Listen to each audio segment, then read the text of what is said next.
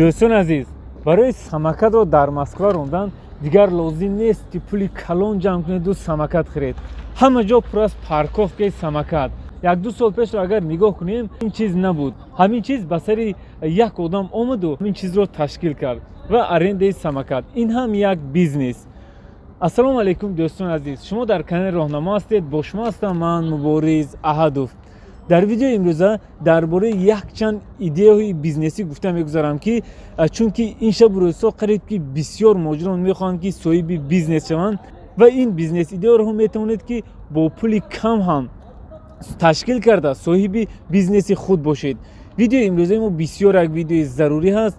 ویدیو رو با یار و دوستان خود فرستید، ما را تا آخر همراهی کنید.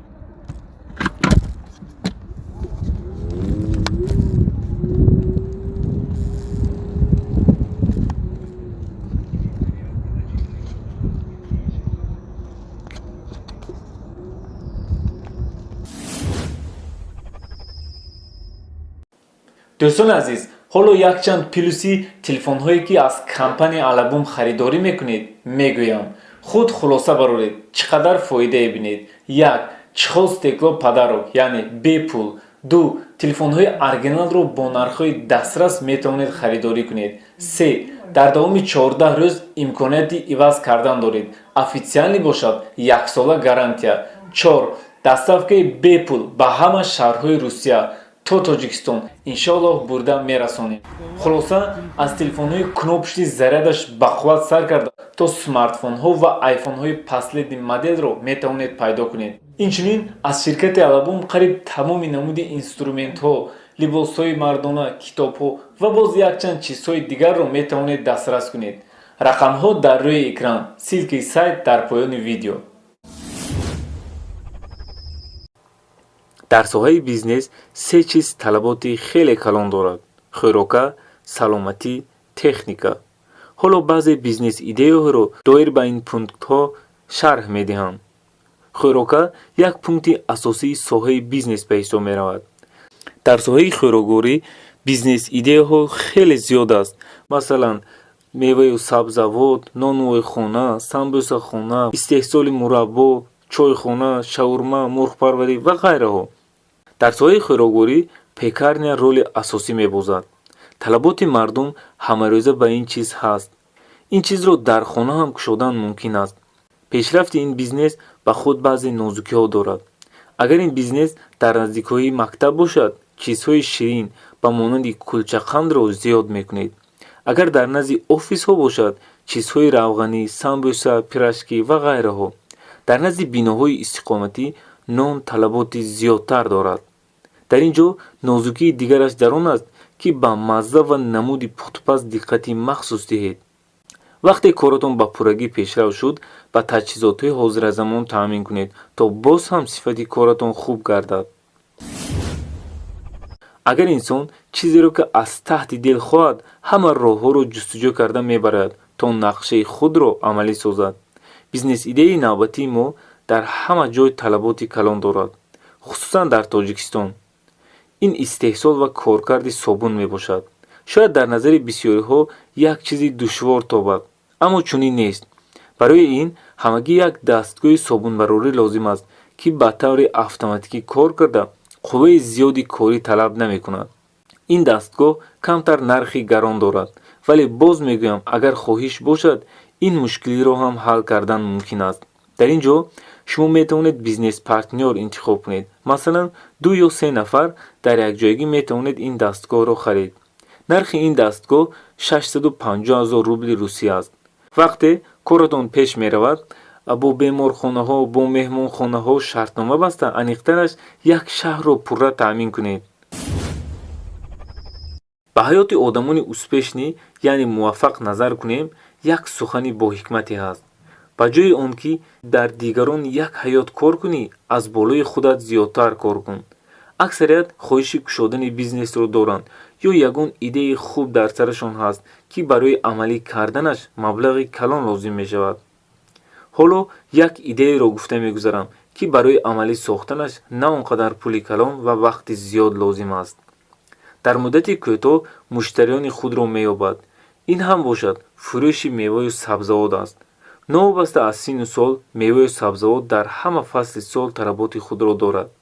чизе ки аз шумо талаб карда мешавад назорат бурдан аз болои коргарон ва пастафшикон, диққати махсус додан ба муҳлати нигаҳдорӣ ва сифати меваю сабзавот. маблағе ки дар ин чиз сарф мешавад тахминан аз 100 000 рубл то 300 000 рублро дар бар мегирад. ин ҳам аз ҷои интихоб ва шароите ки шумо барои пешбурди ин кор месозед вобастагии калон дорад. кӯшиш кунед помешение, яъне ҷое ки ба аренда мегиред на камтар аз 30 метри квадратӣ бошад, то клиентҳо худро дар он ҷо хуб ҳис кунанд. як маслиҳати дигар ин ки фоидае ки аз моҳҳои аввал мегиред барои пешрафти худи бизнес сарфа кунед. ҳоло як идеяеро мегӯям ки фаҳмиданаш барои мардум осон аст. дар бораи шустшӯи қолинҳо дар бисёр ҷой шунидед. ин яке аз бизнесҳои беҳтарин на танҳо дар русия, дар тоҷикистон ҳам ба ҳисоб меравад. медонед барои чӣ ин бизнес идеяи хуб аст? барои он ки метавонед дар зинаи аввал дар хонаатон ташкил кунед. барои ин корро оғоз кардан оборудование, яъне таҷҳизоти махсус ки нархаш тақрибан аз 150 000 рубл сар мешавад. дар ин ҷо агар дастафкаашро ҳам ба ӯҳда гиред, рафти коротон боз ҳам беҳтар мешавад. дар соҳаи хӯрокворӣ боз як бизнес идеяе ки талаботи хеле калон дорад, ин шаурмафурӯшӣ аст. бале, ин бизнесе ки сари ҳар қадам вомехӯред. бо вуҷуди ҳамаи ин боз муштариони худро дорад. дар ин бизнес як чиз хеле муҳим аст: ёфтани ҷойи хуб, ҷое ки мардум аз он ҷо зиёдтар мегузаранд. як мисоли оддӣ: дар назди коллеҷу мактабҳо, биноҳои баландошонае ки мардуми зиёд дорад, ин чиз нест, пул кор кардан мумкин аст. дар ин ҷо як чиз фикри мардумро банд мекунад ки сохтани ҳуҷҷат барои ин кор душвор аст. лекин сохтани ҳуҷҷатҳо ягон мушкилӣ надорад. тақрибан аз 7 то 10 000 рубл маблағ лозим мешаваду халос. дар аввали оғоз кардани ин бизнес ҳамавақт каме маблағ лозим аст барои аренда помешение, оборудование ва боз якчанд расходи дигар. дар ҳамин ҷо боз ҳамон чизи муҳимро гуфта мегузарам ки фоидаҳои аввалро барои зебогии помешение ва баъзе ҷойҳои нишаст расход кунед. максимална комфорти мардумро ба ҳисоб гиред. фоидаи ҳаррӯзаи ин бизнес дар ҳисоби миёна аз 7 то 15 000 рубли русиро ташкил медиҳад. дар замони имрӯза талабот ба мошин хеле зиёд шудааст. дар сфераи мошинҳо як идеяи хубро гуфта мегузарам. албатта касоне ки ба ин корҳо шавқи зиёд доранд.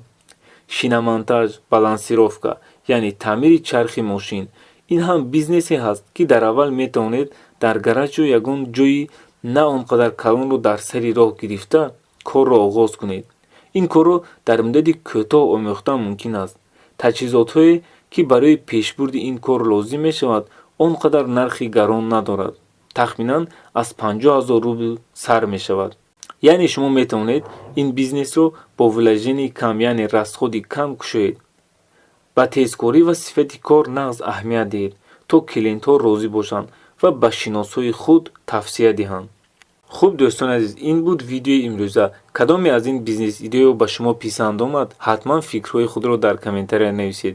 видеоро ба ёру дӯстони худ фиристед то онҳо низ огаҳ бошанд. худованд ҳамаи шуморо нигаҳбон бошад. хайр.